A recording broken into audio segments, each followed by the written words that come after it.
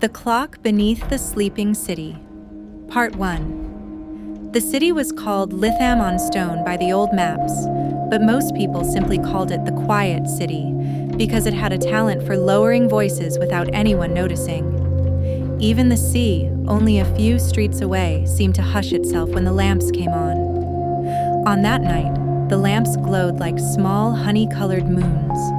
Their light fell softly on wet cobblestones, and the air smelled of rain on limestone, a clean mineral scent that made the lungs feel rinsed. A slow wind moved through narrow alleys, carrying the faint sweetness of late-blooming night flowers from hidden courtyards, and the distant rhythmic sigh of waves that never quite reached the ear all at once, only in gentle pieces. He was a watchmaker, not famous, not important, the kind of man a city could forget while still trusting him with time. His name was Elias Venn, and his hands were steady in the way of people who have spent years holding delicate things. He lived above his shop, where clocks and small gears sat in neat rows like patient listeners. He was not lonely exactly. He simply had a life arranged in quiet compartments. Work, tea, sleep, work again. But lately, sleep had become selective. At first, it was a tiny interruption, nothing dramatic. He would wake once a night, always at the same minute, with the same sensation, as if a sound had brushed past his dream without fully entering it. He would sit up, listen, and hear nothing but the city doing its ordinary nighttime breathing, the whisper of wind, the occasional creak of a settling building, the soft drip of water from gutter to stone. Then he noticed his wall clock. It began losing time.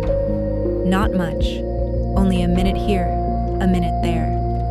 Elias repaired it twice, then replaced it. The replacement lost time too. Then the smaller clocks.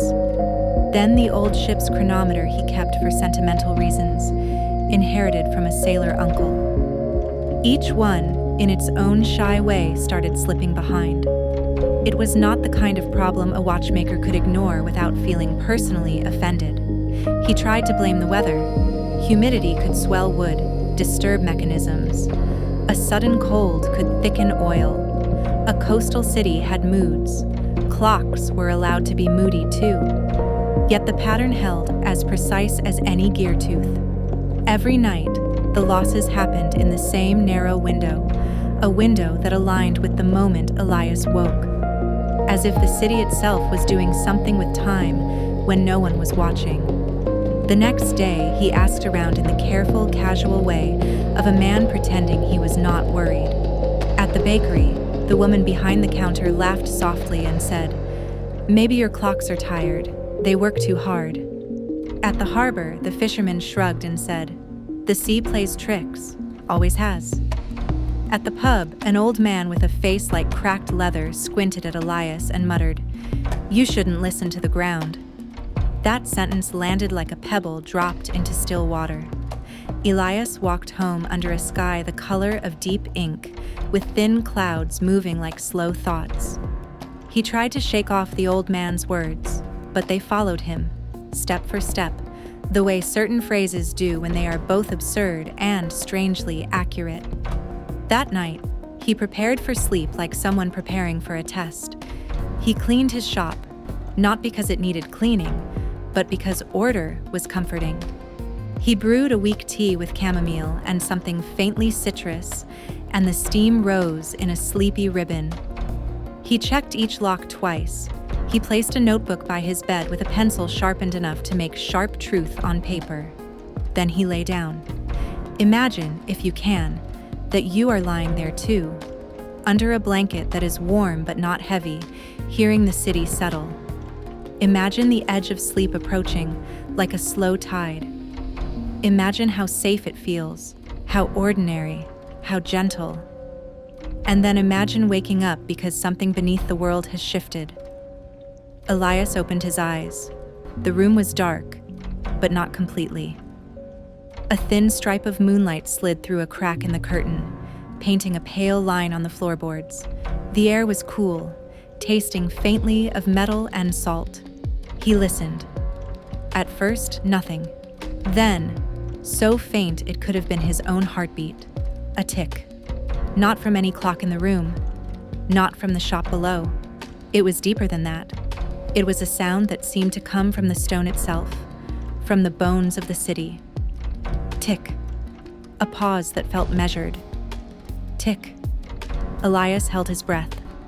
The sound did not grow louder, but it grew clearer, as if his mind was tuning itself to the frequency of the underground. Tick. A gentle, patient insistence. A rhythm that did not hurry. And in that rhythm, Elias felt something else. A pull.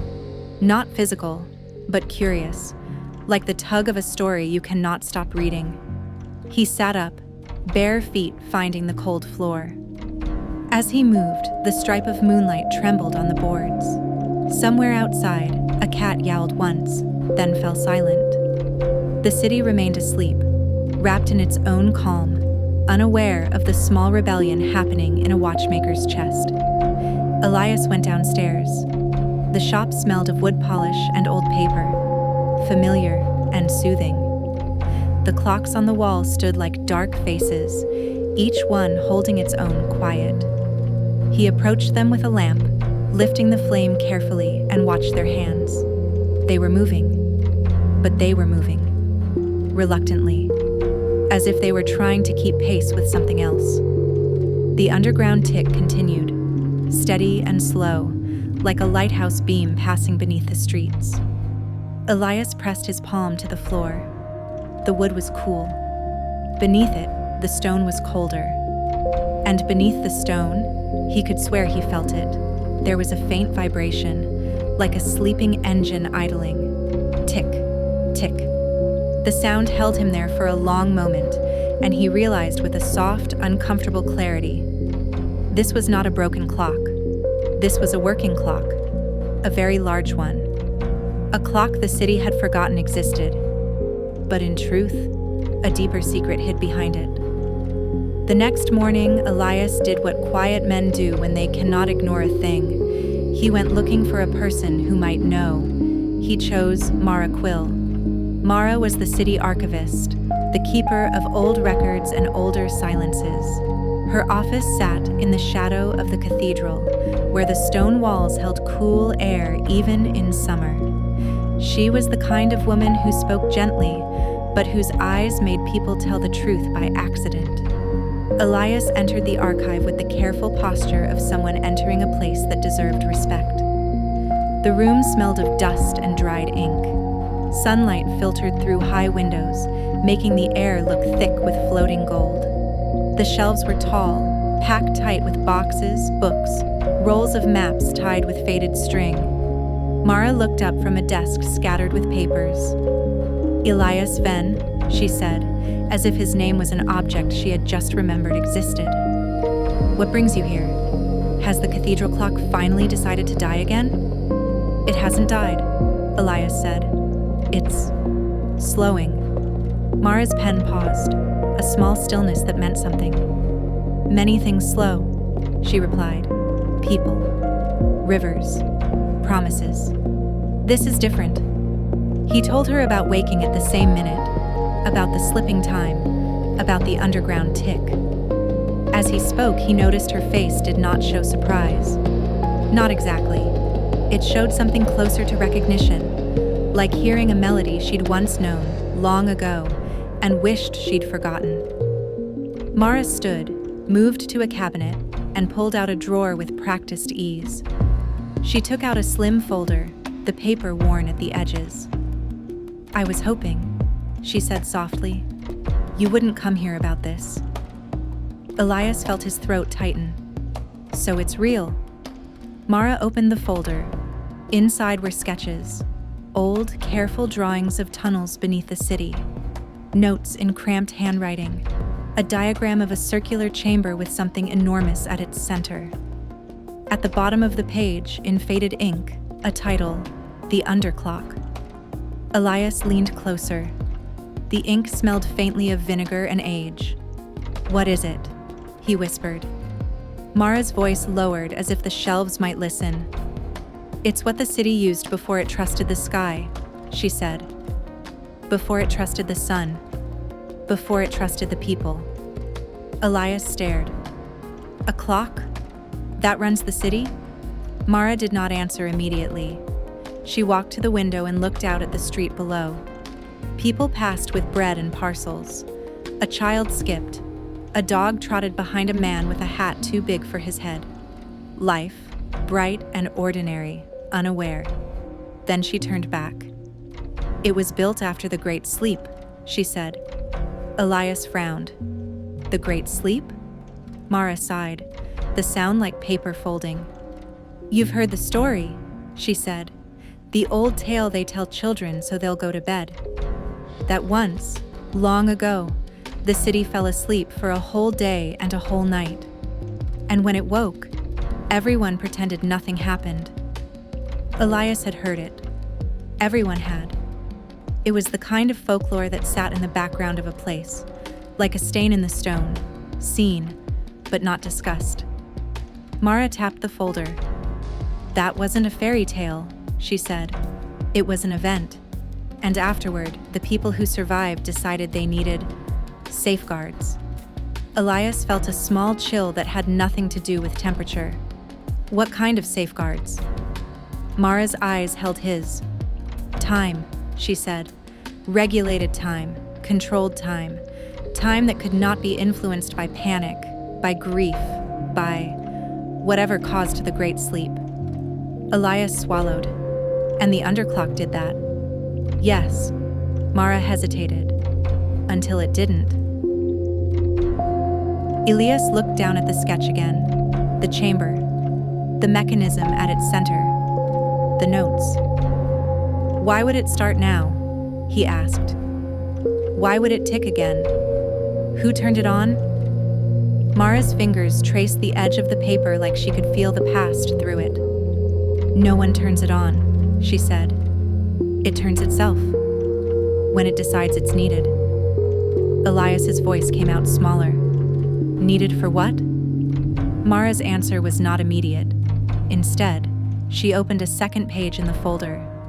This one was not a sketch, but a list of names. Hundreds of names. Elias leaned in, eyes scanning. "These are people who didn't wake," Mara said. Elias's stomach tightened. "From the Great Sleep?" Mara nodded once. "Some were found in beds," she continued, her voice calm but heavy. "Some at tables, with cups still in their hands.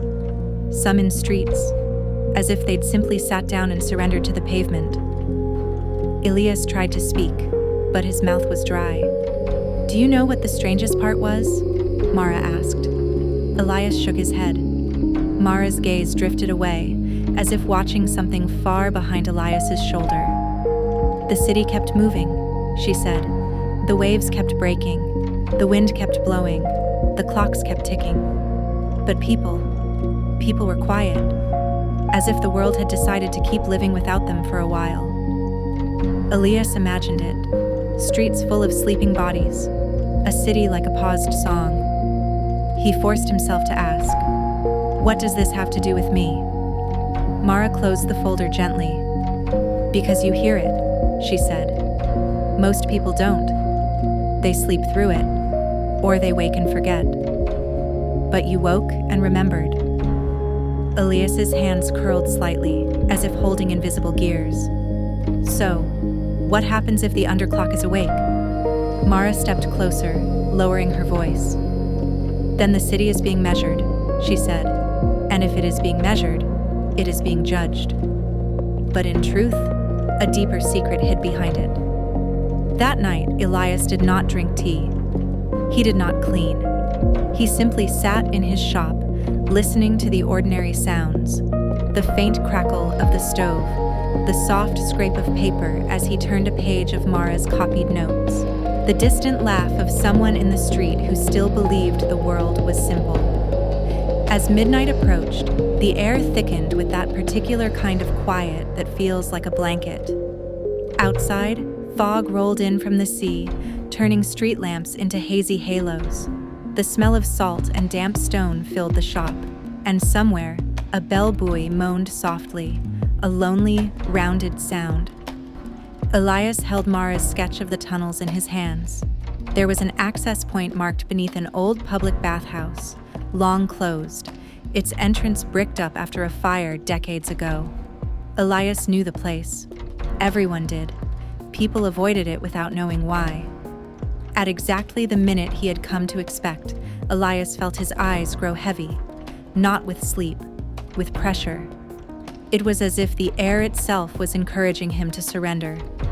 Tick. There it was again, clearer than before, rising through the floorboards like a patient finger tapping from below. Tick, tick. Elias stood. His legs felt strangely calm, as if his body had already decided what it would do. He put on a coat, took a lantern, and slipped out into the fog. The street swallowed him gently. In the fog, sound behaved differently. Footsteps did not echo. They softened. The city's edges blurred into a dreamlike corridor. Elias walked past closed shops, sleeping windows. A stray dog curled beneath a bench like a comma in the night. Imagine, for a moment, that you are walking beside him. Your breath visible, your shoulders relaxed. The world quiet enough that your own thoughts sound loud. Imagine how the fog makes everything feel distant and safe, like nothing can reach you quickly. And yet, imagine the feeling that something is waiting below. The bathhouse stood at the end of a narrow lane, its bricks darker with moisture. The boarded windows looked like sealed eyelids.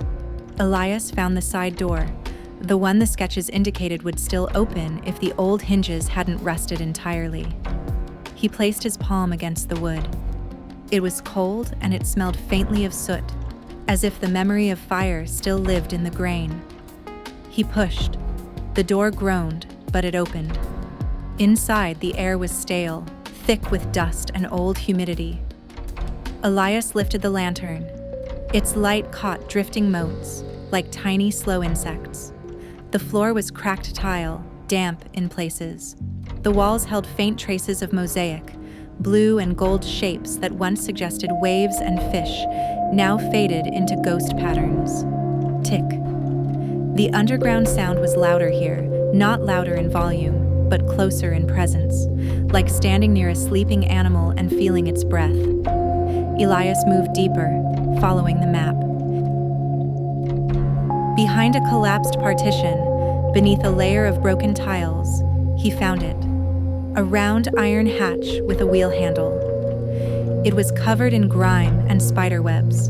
A faint line of moisture traced its edge, as if it had been weeping slowly for years. He grabbed the wheel. It resisted. He tried again, putting weight into it. The metal scraped, a harsh sound in the soft air. Then it turned. The hatch released with a sigh that felt almost human. A cold draft rose from the hole, carrying a smell that made Elias's stomach tighten. Old stone, mineral dampness, and something faintly metallic, like blood on a coin. He lifted the hatch.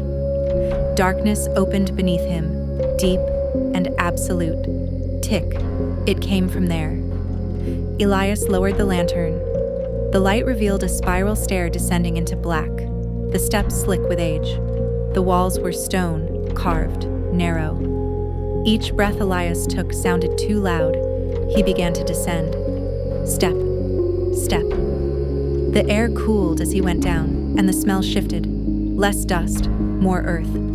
Water dripped somewhere, slow and steady, like a second wetter metronome. Shadows clung to the stairwell, moving slightly as the lantern swayed. Tick, tick. With each turn of the spiral, the sound grew clearer, until it was no longer a distant tick, but a presence, a rhythm that seemed to pulse in Elias's bones. He reached the bottom. A tunnel stretched ahead, arched and narrow, the floor uneven stone. The lantern's light reached only so far. Beyond it, the darkness waited patiently. And there, faintly, carved into the tunnel wall, were symbols. Old marks, worn by time. One of them looked like a circle with a line through it, like a clock hand frozen. Elias touched it. The stone was colder than ice, and as his fingers rested there, he felt something he did not expect. A gentle warmth. Not from the stone, from beneath it. As if the underclock was not merely a machine, as if it was awake. But in truth, a deeper secret hid behind it. Elias walked until the tunnel widened into a chamber. The room was enormous, round like the inside of a buried dome. The lantern's light floated uselessly in the vastness, but it revealed enough to steal his breath. In the center of the chamber stood the underclock. It was not made of brass and neat gears like a watchmaker's pride. It was made of iron ribs and stone teeth, a mechanism that looked half engine, half cathedral organ. Thick chains disappeared into the ceiling. Massive gears turned with a slow dignity, their edges worn smooth by time. And at the heart of it all, a pendulum, huge, heavy, swung back and forth, its motion so calm it felt almost comforting. Tick, tick. Each swing produced the sound Elias had heard, but here, in its birthplace, it was not merely a tick, it was a voice. Elias stepped closer. The air around the underclock was warmer, humming faintly. He realized the vibration he had felt through his floorboards was nothing compared to this. Here, the rhythm entered the chest, the teeth, the mind. And then, in the space between ticks, he heard something else. A whisper. Not words exactly. More like the shape of words. Like a dream trying to remember itself. Elias's throat tightened. He raised the lantern higher, and the light found something on the far wall of the chamber. Something that made him stop. There were alcoves. Dozens of them. And inside them, arranged neatly like offerings, were beds. Old, narrow beds. Some with blankets folded, some with pillows. Elias felt his stomach turn. He walked toward the nearest alcove. The blanket on the bed looked recently disturbed, as if someone had risen from it not long ago. Dust lay everywhere, but here the dust was thinner, as if brushed away by movement. Elias reached out, fingers hovering above the fabric. It smelled faintly of lavender, fresh lavender. His skin prickled. No one came here. No one should even know it existed. So why did it smell like someone had been sleeping? Elias turned back toward the underclock, his lantern shaking slightly. And there, etched into the iron frame, he saw a word in old script. Mara had shown him the same script in the archives, but seeing it here felt different. Here it felt alive. The word was simple. Wake. Elias took a step back. The underclock ticked, steady as breath. Tick, tick. And the whisper returned, stronger now, as if the machine had noticed him. He tried to tell himself it was his imagination, that his fear was painting sound into silence. But then the pendulum slowed, only slightly, just enough that a watchmaker would notice. Elias froze. The pendulum swung again, slower. And in that slow, deliberate movement, Elias felt something like a tension, as if the underclock was not counting time, as if it was counting people. A soft click echoed in the chamber. Elias spun toward the sound. One of the alcove beds, far across the room, shifted, the blanket rising as if a body had moved beneath it. Elias's heart hammered, short and sharp.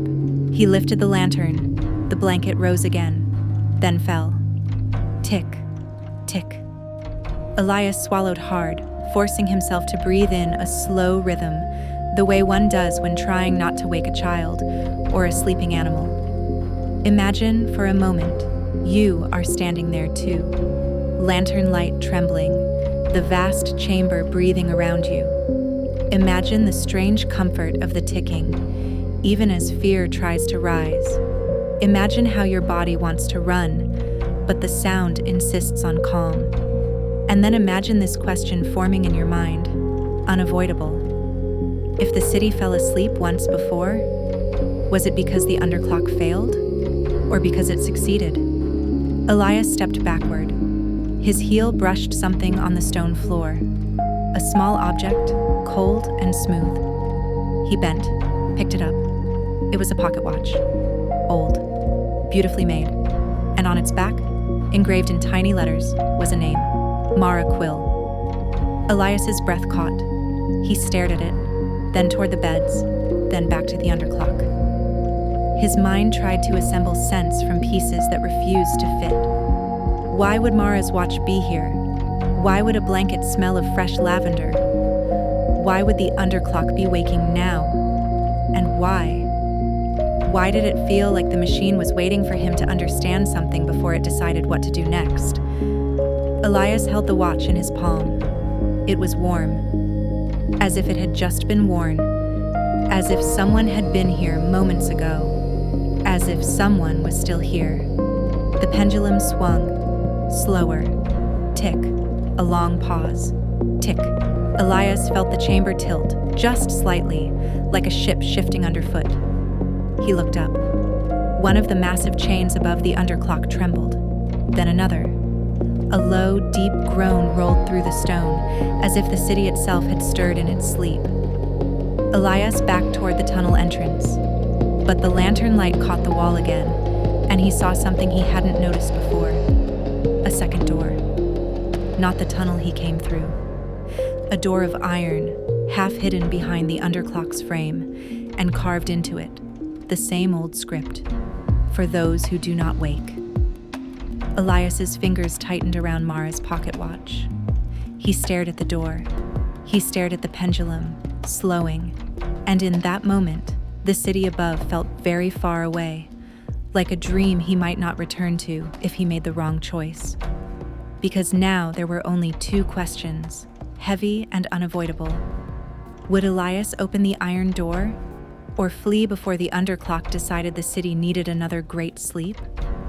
But when dawn arrived, who would reveal the true purpose of the clock beneath the sleeping city? The Clock Beneath the Sleeping City, Part 2. Those who do not wake. The iron door did not make a sound when Elias touched it. It waited, as if sound itself had been left behind somewhere above the stone. The chamber breathed.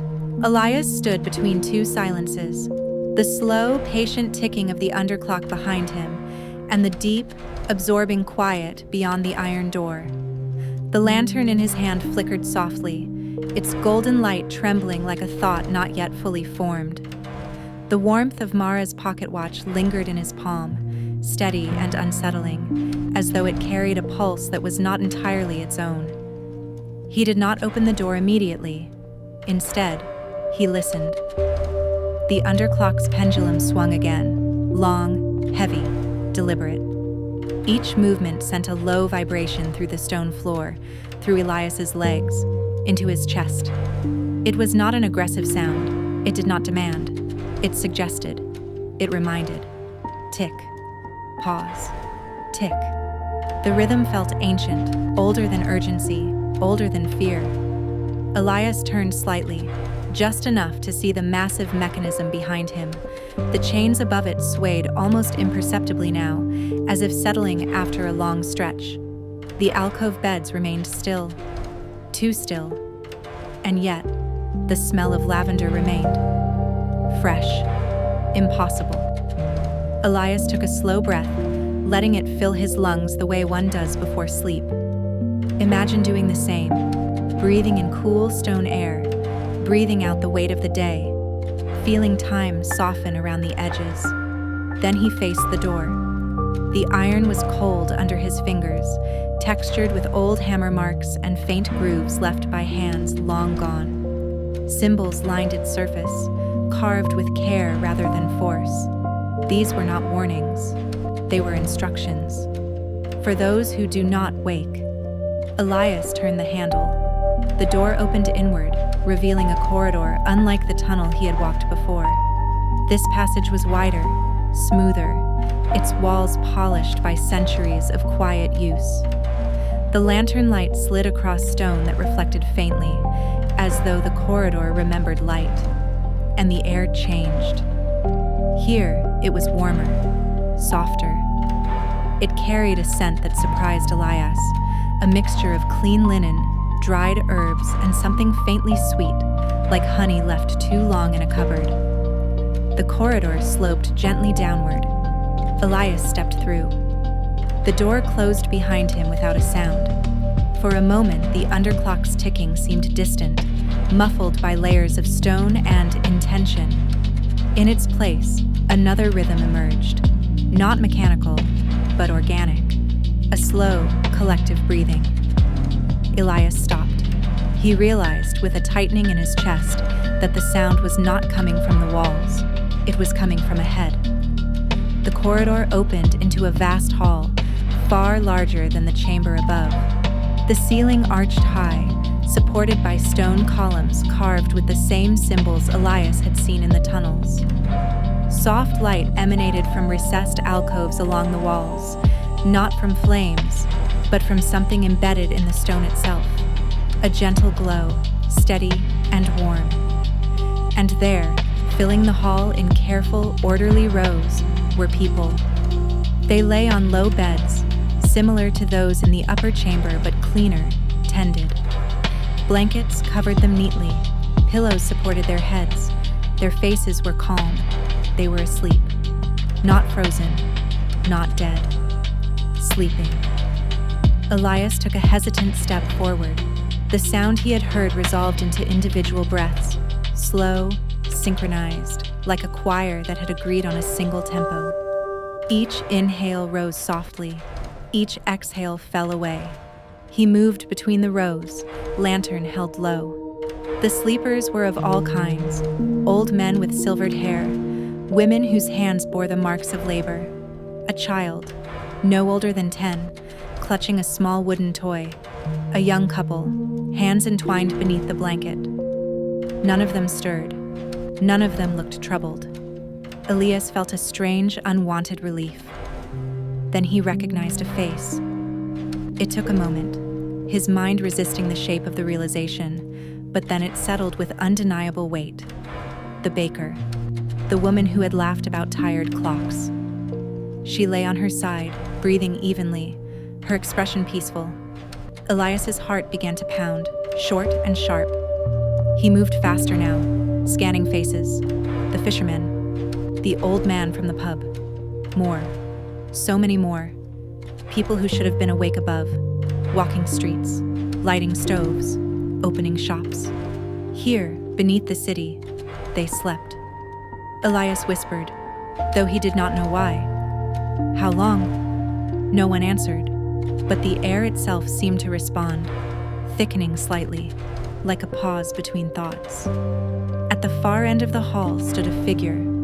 Unlike the others, this person was seated upright in a high-backed stone chair, hands resting calmly on their knees. Their posture was relaxed, unstrained. Their eyes were open. Maraquil looked at Elias with quiet familiarity. He stopped. The lantern trembled in his hand. Mara, he breathed. She smiled, not warmly, not coldly, but with the patience of someone who has been waiting a long time. You found it, she said. You found it, she said. Her voice did not echo. It seemed to absorb the space around it. Elias took a step toward her, then another. Your watch, he said, lifting it slightly. It was in the chamber. Yes, Mara replied. I wondered when you'd pick it up. Elias's mind struggled to keep pace. Why are you here? Mara gestured gently to the hall. Same reason they are. They're asleep, Elias said. They shouldn't be. Mara tilted her head. Shouldn't they? Elias felt a surge of anger, quiet, controlled, but sharp. This isn't sleep. They didn't choose this. Mara's eyes softened. Some did. She stood, moving with unhurried grace, and walked between the rows. As she passed, her fingers brushed the edge of a blanket here, adjusted a pillow there. The sleepers did not stir. but their breathing deepened slightly as if responding to her presence. "This place," Mara said, "is not a prison." Elias followed her, lantern casting long shadows across the floor. "Then what is it?" Mara stopped beside the child with the wooden toy. She looked down at him, her expression unreadable. "It's a pause," she said, "a holding breath." Elias clenched his jaw. "People don't just pause." "They do," Mara replied. "Every night. You call it sleep." "This is different." "Yes," she agreed, "because here, they are not dreaming." Elias frowned. "What do you mean?" Mara turned to face him fully now. "Dreams move time forward," she said. "They rearrange memory. They let the mind practice waking." She gestured to the hall. "This sleep holds time still." Elias felt cold spread through his limbs. "Why?" Mara's gaze drifted upward, toward the unseen city above.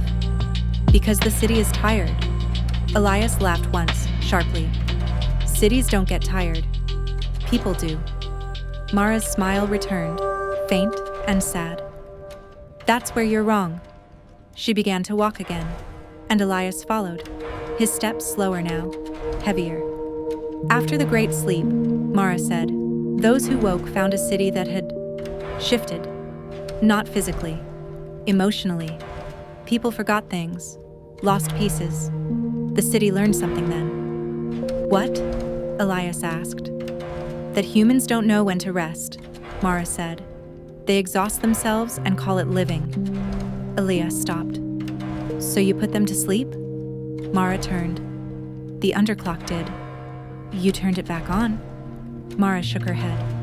"No, it turned itself back on, just as it did before." Elias looked around again at the sleeping faces, the calm breathing, the gentle light. "How many?" he asked quietly. Mara did not answer immediately. "Enough," she said at last. Elias swallowed. "And how many won't wake?" Mara met his gaze. "That," she said, "depends on what happens next." But in truth, a deeper secret hid behind it. Mara led Elias through a side passage branching off from the hall. This corridor was narrower, its walls etched with dense layers of symbols, overlapping like conversations written over one another. The light here pulsed gently, synchronized with the distant ticking of the underclock. As they walked, Elias noticed something strange. His thoughts were slowing, not blurring, slowing. Each idea arrived fully formed, then lingered before giving way to the next. There was no rush, no pressure to respond quickly. It felt restful, dangerously so. "You feel it," Mara said without looking back. Elias nodded. "It's like the world is padded." Mara smiled. "That's the point." They reached a circular room, smaller than the sleeping hall, but no less intentional. In its center stood a stone table, smooth and worn, with a shallow basin carved into its surface. The basin was filled with a dark liquid that reflected the lantern light like polished obsidian. "What is this?" Elias asked. Mara gestured for him to come closer. "Memory," she said. Elias frowned. "That's not an answer." Mara dipped her fingers into the liquid. When she withdrew them, the substance clung briefly, then fell away, leaving her skin dry. "This is what the city takes when it needs rest," she said. "Not lives, not souls, moments." Elias stared. "You're stealing people's memories?" Mara shook her head. "We're storing them." "For what?" "For later," she replied. Elias felt his stomach turn. "You don't get to decide that." Mara's eyes hardened slightly. "Neither do you." She stepped aside, revealing something Elias hadn't seen before. A second basin, smaller, set into the floor. This one was empty. "This," Mara said, "is where you come in." Elias took a step back. "No." Mara's voice remained calm. "You're already part of it." "I won't help you," Elias said. Mara tilted her head. "Help who?" The underclock. You. This system. Mara regarded him quietly. Do you think systems care about health? She gestured around them. The underclock measures imbalance. When there is too much noise, too much unrest, too much wakefulness, it responds. Elias shook his head. This is control. Mara stepped closer. This is mercy. Elias felt the weight of her words settle, heavy and uncomfortable. Look at them, she said softly. Look at how peaceful they are. Elias closed his eyes for a moment, then opened them again. I see escape, he said, and people who don't know they're choosing it. Mara's gaze softened. Do they know they're choosing anything when they wake up exhausted every day? When they carry grief like a second spine? When they drag themselves through hours that grind them down? Elias did not answer. Mara continued, her voice gentle. This sleep is a gift, a deep one, deeper than dreams. Elias looked at the empty basin again. And what do you want from me? Mara smiled. Nothing you're not already doing. She reached into her pocket and withdrew a small object, a gear, finely crafted, familiar in its precision. Elias recognized it instantly. It's from my shop, he said. Yes, Mara replied. You made it years ago. You didn't know where it went. She placed the gear gently into Elias's hand. It was warm. The underclock responds to those who understand time, she said. It trusts them. Elias clenched his fist around the gear. Trusts them to do what? To listen, Mara said. At that moment, the distant ticking changed. Just slightly. The pause between ticks lengthened. Elias felt it like a shift in gravity. Mara looked up, her expression sharpening. It's almost time. For what? Elias asked. Mara turned toward a final corridor, darker than the others. For the city to decide, she said. But in truth, a deeper secret hid behind it. The corridor beyond was colder, quieter. The walls here were unadorned, bare stone absorbing light rather than reflecting it. The air smelled of iron and rain, like a storm remembered rather than approaching. As they walked, Elias noticed the sound of breathing fade. The synchronized rhythm of the sleepers did not reach this far. Instead, there was silence. Not empty silence, expectant silence. They reached an opening that overlooked a vast shaft descending into darkness. At its center hung the core of the underclock, a massive vertical mechanism extending far below sight, its components layered, interlocking, alive with slow motion. Chains descended into the dark, gears turned, and at intervals along the shaft, platforms held figures standing upright, eyes open, unmoving. Elias's breath caught. They're awake, he said. Yes, Mara replied. They chose not to sleep. Elias stared at the figures. What happens to them? Mara's voice was quiet. They remember. Elias turned sharply. Remember what? Mara looked at him, really looked at him. Everything, she said. The underclock ticked again. Slower, heavier.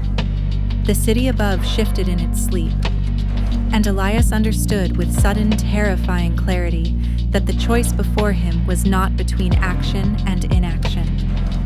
It was between forgetting and remembering, between a city that rested by surrendering parts of itself, and a city that woke, carrying every wound forward. Elias felt the gear in his hand pulse once. Mara's voice reached him, steady and calm. Now, she said, you have to decide where time goes next. And somewhere far above, a window light flickered out. But when the night deepened, who would decide which memories the city was allowed to keep? The Clock Beneath the Sleeping City, Part 3. When Time Chooses. That night, the city slept more deeply than it ever had before. Above the streets, windows dimmed one by one, as if the buildings themselves were closing their eyes. Below, the underclock listened. Elias stood at the edge of the vast shaft, looking down into the layered machinery that descended beyond sight. The soft glow of lantern light barely touched the depth beneath him. Chains moved slowly, gears turned with deliberate patience, and the pendulum's swing, now markedly slower, felt less like a measurement and more like a question. Mara stood beside him, her presence calm, grounded, as though she belonged to this place in a way Elias never could. "The city is almost ready," she said quietly. Elias did not look at her. His gaze remained fixed on the figures standing along the platforms, those who had chosen not to sleep. Their eyes were open, unblinking, aware in a way that felt heavy even from a distance. "How long have they been standing there?" he asked. Mara followed his gaze. "Some since the first waking, others more recently. And they remember everything," Elias said. "Yes." Elias swallowed. "What does that do to a person?" Mara's answer came after a pause. "It changes what rest means." The underclock ticked. Long pause. Tick. The sound rolled upward through the shaft, through the tunnels, through the sleeping halls, and into the city above. Elias imagined it like a tide moving under stone, unnoticed but absolute. He thought of the baker's laugh, the fisherman's shrug, the old man's warning.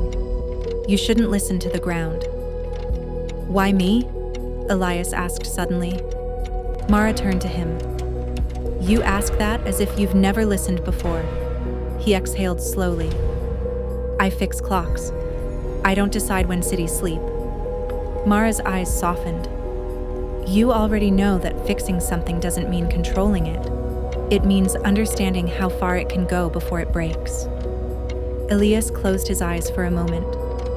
Imagine, if you will, standing where he stood, feeling time slow around you, hearing your own breathing become part of a larger rhythm. Imagine the strange peace of knowing nothing demands immediate action, and the quiet terror of knowing that something still must be decided. When Elias opened his eyes again, the underclock had slowed further. The pendulum hovered at the far end of its arc, hesitating, waiting. But in truth, a deeper secret hid behind it. Mara led Elias away from the shaft and into a narrow spiral stair that wound upward along the chamber wall. As they climbed, the air grew lighter, less dense, and the faint scent of lavender returned, subtle but persistent.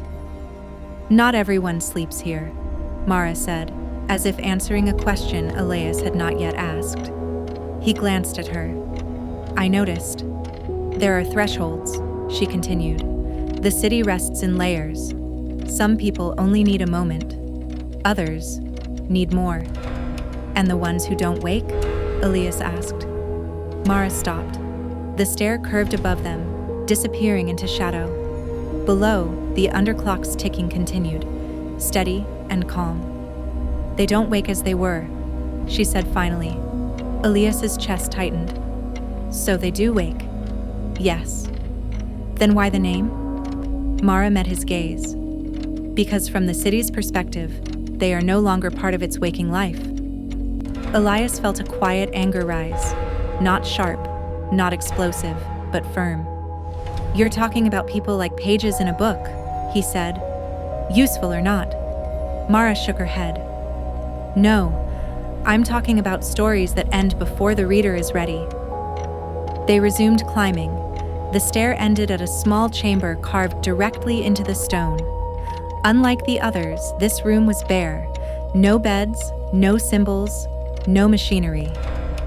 Only a circular opening in the floor from which warm air rose in gentle waves. At the center of the room, suspended just above the opening, hovered the underclock's heart. It was smaller than Elias expected. Not massive, not imposing. A simple, beautifully crafted mechanism of interlocking rings and slow-moving hands, glowing faintly with a soft golden light.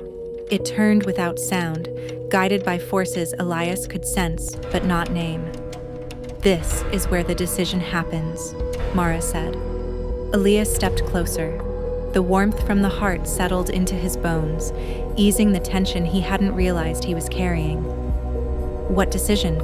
he asked. Mara's voice was calm, but there was something like reverence in it. "Whether the city continues as it is, or remembers why it needed rest in the first place." Elias frowned. "Those sound like the same thing." "They aren't." Mara gestured toward the opening in the floor. Through it, Elias could see faint images, reflections, like memories cast onto moving stone. He saw the city during the Great Sleep, bodies resting where they fell, streets quiet under unmoving skies, the sea breathing without witnesses. Then he saw the waking, confusion, relief, loss, people searching for pieces of themselves they could no longer name. "This is what happens when rest comes without understanding," Mara said. "The city survived, but it forgot why it needed to stop." Elias watched the images shift. Now he saw something else. A future. People waking slowly, intentionally, returning from sleep with memories intact. Grief still present, but softened. Time moving forward, but at a pace that allowed breath. "And this?" Elias asked. Mara nodded. "This is what happens if the city learns to rest without erasing itself." Elias looked back at the heart of the underclock. "And what does it need from me?" Mara did not answer immediately. "It needs someone," she said, "to slow it down when it forgets that humans are not meant to be perfectly balanced." Elias's breath caught. "You want me to stay?" "Yes." He laughed softly, not amused. "Forever?" Mara considered. "As long as the city needs you." "And what happens to you?" Elias asked. Mara smiled. "I have already done my part." Elias stared at her. "That's not an answer. It's the only one I have." But in truth, a deeper secret hid behind it. The underclock's heart pulsed once. The light brightened, then softened again. Elias felt something shift, not in the room, but inside himself.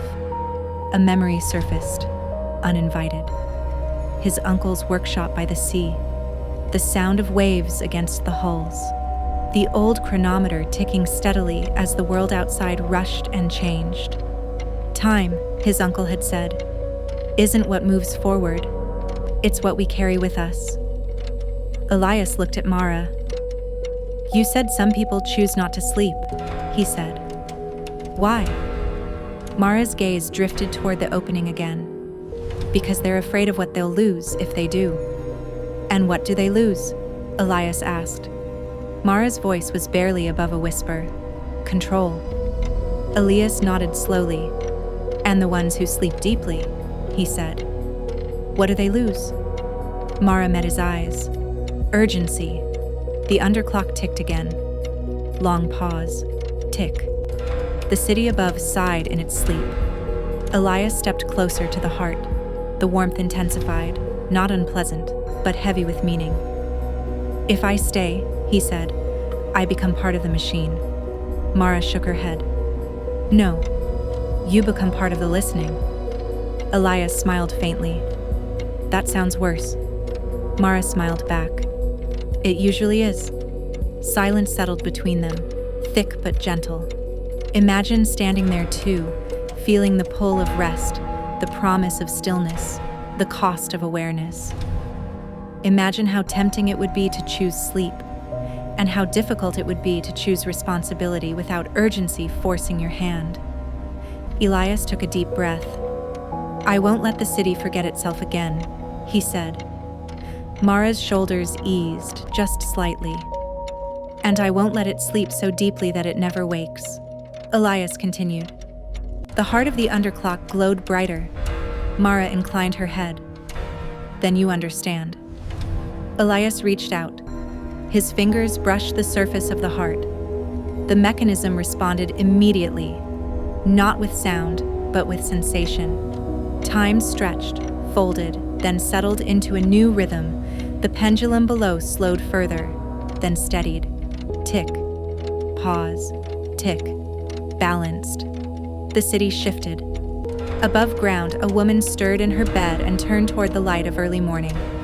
A man dreamed and did not wake, but when he would, his grief would feel lighter, not gone, but softened. Somewhere else, someone would wake with full memory and full weight, ready to carry it. Below, the sleepers breathed. Some began to stir. Others did not. Elias withdrew his hand. The heart dimmed to a steady glow. Mara exhaled, a sound Elias realized she had been holding back for a very long time. "It's done," she said. Elias looked at her. "Is it?" Mara smiled. "For now."